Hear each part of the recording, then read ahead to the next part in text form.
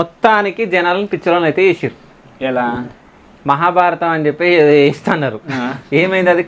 అదే కథ కంచి కంటారు చూడు, అట్లా పోయిందా? ఏ లేదు బ్రో, కొన్ని అవి డ్రీమ్ ప్రాజెక్ట్స్ అనేవి అంత తొందర కావు కదా. సరే అనుకుంటావు, మనగానే డ్రీమ్స్ అనేది ఉంటది కదా. ఇది ఈ క్యారెక్టర్ చేయాలా, ఈ ఆయన డైరెక్షన్ పరంగా ఈ క్యారెక్టర్ నేను డైరెక్ట్ చేసి ఇట్లా చేయాలి. మీరు ఇద్దరు కూర్చొని డిస్కస్ చేస్తారా? చేస్తాం. ఓకే సరే, ఆ మహాభారతం ఏమైంది చెప్పు నాకు. అంటే బ్రో నేను ఏం కాలేదు. కొన్ని ఇప్పుడు దానికి ఏమంటారు, దాన్ని ఏమంటారు, ఎడిటింగ్, విఎఫ్ఎక్స్ దాన్ని అది మనం అనుకున్నట్టు విధంగా రావాలా. దానికి మంచోడు మన ఏరియాలో కావాల్సిన వాడు దొరకాలా.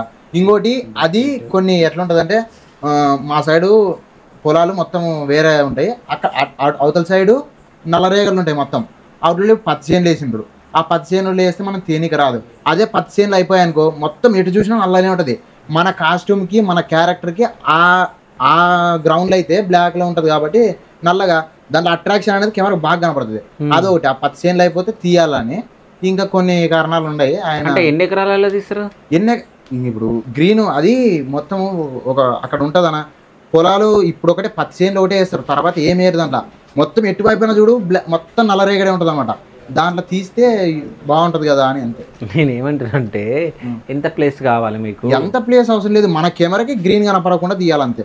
అది నేను వచ్చిన తప్పలో చాలా ఉన్నాయి కదా. ఎక్కడ నల్లరేగడి మట్లు? నల్లరేగడి ఇక్కడ ఎక్కడ ఎక్కడ ఏడైనా గ్రీన్ కనపడుతుంది. అటువైపు ఒక ప్లేస్ మొత్తం నల్లరేగడే.